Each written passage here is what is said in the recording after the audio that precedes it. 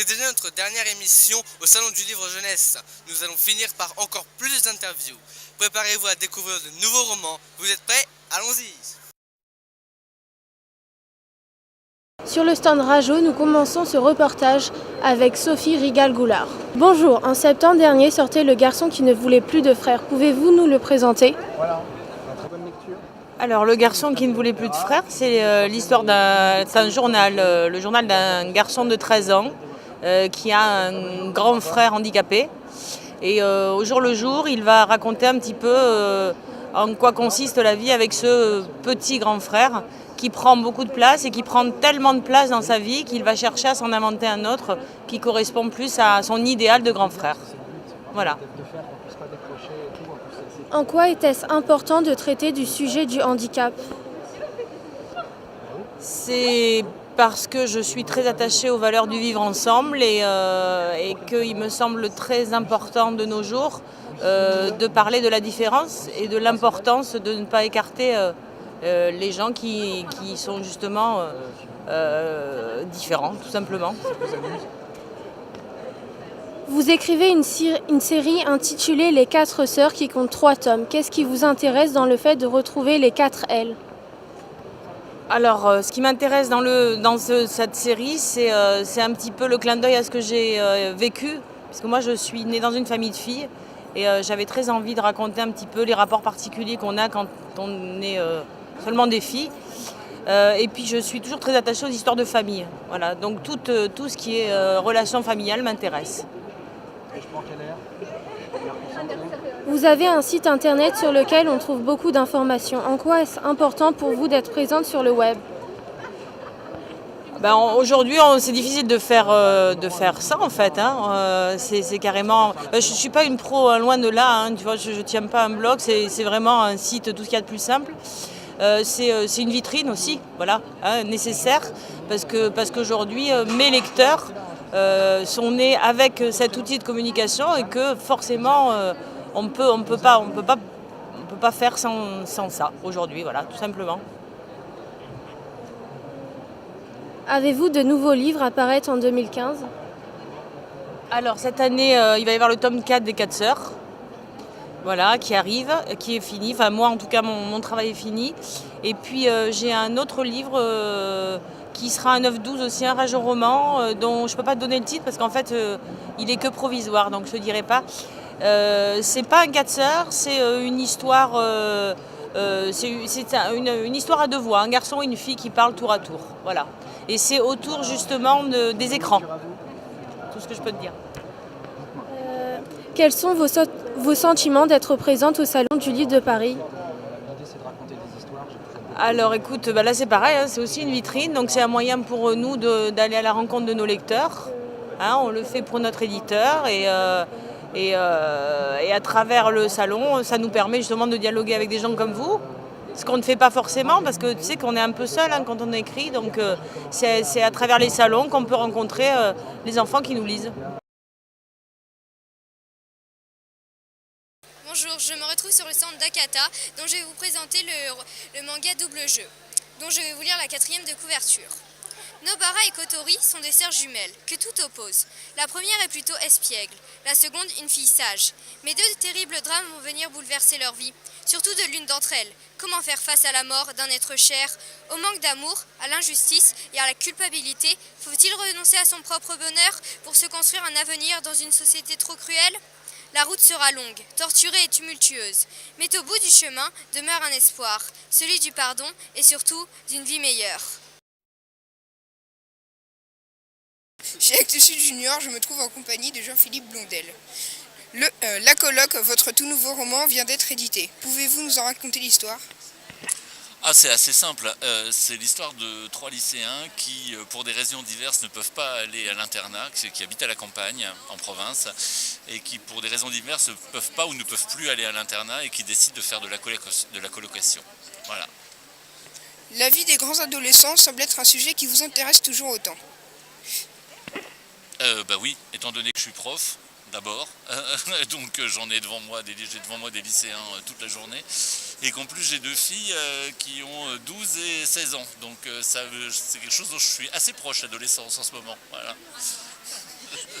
En début d'année, vous avez publié un titre pour adultes intitulé Un hiver à Paris. Quelles sont les différences en termes d'écriture, s'il y en a un pour vous? Aucune. Aucune. Il se trouve que l'âge des narrateurs n'est pas le même et que quand les narrateurs sont adolescents, on est plutôt en littérature jeunesse et quand ils ont quitté l'adolescence, on est plutôt en littérature adulte. Mais il n'y a aucune différence d'écriture. J'espère être un pont entre les deux, entre la littérature ado et la littérature adulte. Vous êtes-vous déjà lancé dans un nouveau projet d'écriture? Oui, en littérature adulte, il y en a un qui sortira en janvier 2016, voilà. En littérature ado, pas encore, voilà. Ça va venir après, ça dépend de mon envie, il n'y a que l'envie qui dicte. En fait. Enfin, que représente pour vous ce salon du livre de Paris? C'est pratiquement un rendez-vous incontournable. La première fois que je suis venu, j'avais 20 ans, je suis venu à 20 ans, 21 ans, 22 ans, quand j'habitais Paris, je venais en tant que visiteur. Je suis toujours venu acheter des livres ici, donc je trouve ça toujours assez émouvant de venir en tant qu'auteur. Sur le stand Thierry Magnier, je vous présente Un caillou sur le toit. Le ciel est tombé dans le poulailler, voilà que Till et sa drôle de famille sont harcelés par les curieux et la télévision, pendant que Sépi, lui, imagine 1000 façons d'exploiter ce miracle et de s'enrichir. Toujours sur le stand Thierry Magnier, je vous présente cette fois un roman s'intitulant L'été de Ménie Blanche. Je vais vous lire la 4e de couverture. Gaël est condamné à travailler tout l'été au château de Blois. Il s'apitoie sur son sort et le compare à celui d'Alix, sa sœur, brillante, extravertie, noctambule, avertie. Pourtant, en partageant ses insomnies avec sa belle-mère et François Villon autour de Porto, il voit la vie d'un autre œil, extravagante et surprenante.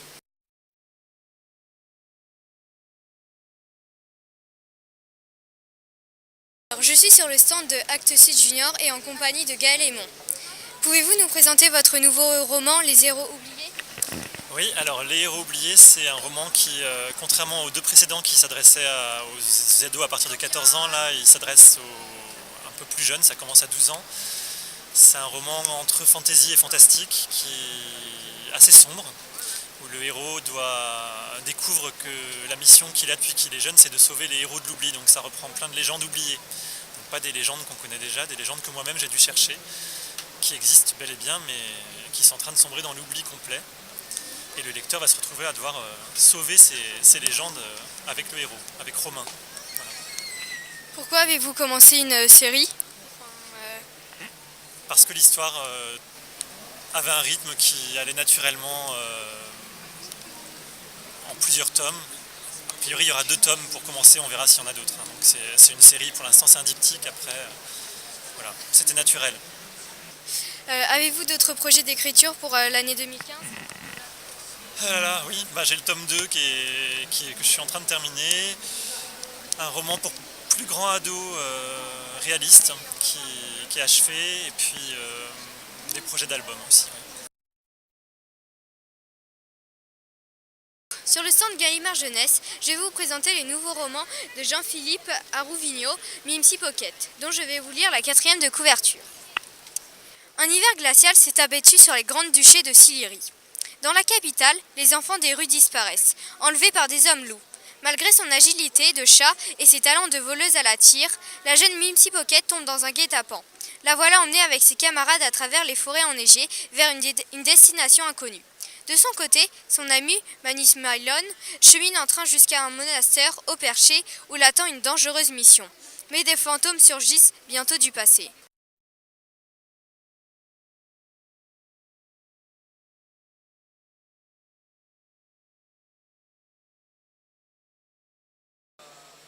Sur le stand Matago, c'est avec un grand plaisir que nous retrouvons aujourd'hui Jean-Luc Marcastel.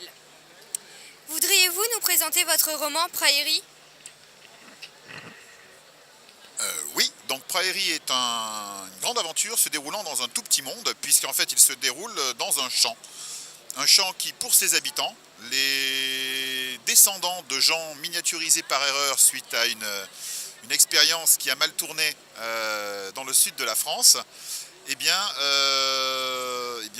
Ils ont créé un peuple, ces gens-là ont créé une espèce de peuple miniature au milieu de ce champ. Pour eux, c'est tout un univers borné par des murs de pierre qui pour eux sont aussi hauts que des montagnes et derrière lesquels les prêtres de leur société leur disent en fait il n'y a rien, il n'y a que ce qu'ils appellent l'outre-monde, une espèce de néant où règnent les démons. Et donc de nos jours, ces gens ignorés, personne ne sait qui sont là, on envoie un jeune militaire en fait dans ce champ avec un hélicoptère pour retrouver les recherches de ce laboratoire. Et lui va se rendre compte qu'il va découvrir ces gens, ce peuple miniature, ce vivant au milieu des insectes. Un peuple donc, où, je disais, les prêtres ont pris le pouvoir, ont mis en place une espèce de société très patriarcale dans laquelle il y a des castes très fermées, la caste des chasseurs, la caste des artisans, où les femmes sont maintenues un peu en esclavage au centre de la cité, un peu comme chez les insectes, cantonnées au rôle de reproductrice. Et donc lui, il va devenir ami avec un des chasseurs de ce peuple-là. Il va tomber amoureux de sa fille, que son père fait passer pour un garçon pour lui éviter le lot commun. Donc ils vont fuir, poursuivis par les prêtres. Lui, en plus, il n'a que 20 heures. Il a été miniaturisé pour retrouver les recherches du laboratoire, mais il n'a que 20 heures pour le faire. Au bout de 20 heures, il va se réagrandir dans le désordre s'il ne trouve pas le fameux laboratoire et le protocole, la formule qui permet de se réagrandir. Et donc on a tout un compte à rebours dans un monde dans lequel un simple ruisseau devient un gigantesque fleuve, dans lequel on peut mourir noyé dans une goutte d'eau, mais par contre on peut tomber de très haut sans jamais se tuer, puisqu'on n'atteindra jamais une vitesse suffisante à cause du frottement de l'air, puisqu'on est tellement léger pour se tuer. Donc voilà, un autre monde tout à côté de nous. En fait. Et en plus, bon, alors moi ce qui m'intéressait c'était voilà, toute une réflexion sur l'humanité, sur les sociétés humaines, mais aussi de me plonger dans un monde miniature. J'ai toujours été fasciné par les insectes et tout ce genre de choses, donc voilà. Ouais. Quelles ont été vos sources d'inspiration? Plusieurs choses. Alors tout d'abord, comme je disais, depuis que je suis petit, j'adore les insectes, je suis fasciné par les insectes.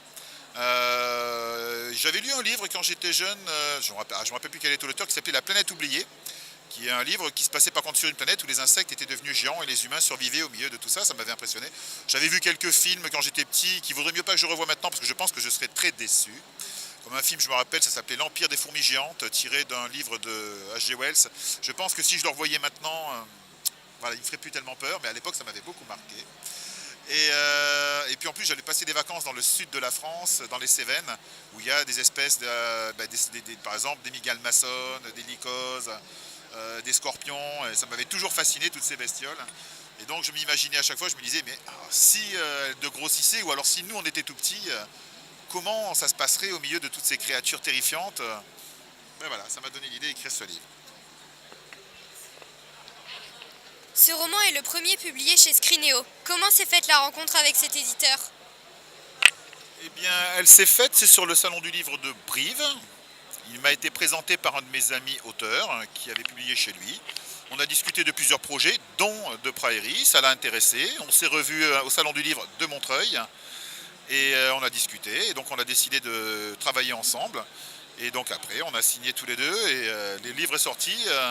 C'était au départ un très très gros livre, et donc mon éditeur a dit ah ben là ça va pas être possible, c'est quand même trop gros, soit on le rapetisse si on en fait un, soit t'en rajoutes un peu, on en fait deux, et comme moi j'aime pas couper.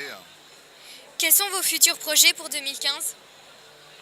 Alors j'ai plusieurs projets, tout d'abord continuer et terminer ma saga du simulacre qui commence chez Matago, donc, dont le premier est sorti en octobre, qui a été nominé justement pour le Grand Prix de l'Imaginaire cette année. Donc, qui concourt pour le prix de l'imaginaire, qui a été sélectionné. Et puis une autre série que j'ai commencé, enfin je suis en train de l'écrire et que peut-être justement je vais continuer une autre aventure peut-être avec Scrinéo. Il semblerait qu'on soit parti sur autre chose et d'autres projets encore, mais je préfère pas en parler puisque c'est pas encore trop avancé. Et reste très très prudent dans mes affirmations parce qu'après j'ai pas envie qu'on me dise tiens tu avais dit que voilà. Mais j'ai plein de choses. J'ai plein d'idées, plein de projets, plein de choses entre guillemets sur le grill. Voilà. Je suis sur le stand de Flammarion et je vais vous lire la 4e couverture de La Page aux yeux bleus. Herman a 11 ans quand il est enlevé par des Apaches. D'abord traité en esclave, il se montre fort et courageux et gagne le respect de ses nouveaux frères. Dans l'immensité des plaines du Texas, très vite il devient l'un d'eux, un Apache valeureux qui n'a peur de rien et qui protège sa tribu. Son nom est désormais en Enda, le garçon blanc. Cette fois c'est bien fini. La semaine prochaine, c'est depuis notre plateau que l'on se retrouve pour de nouvelles chroniques. N'oubliez pas de découvrir notre page Facebook, les dédicaces et toutes les photos prises durant le salon. Bye les croque-lecteurs!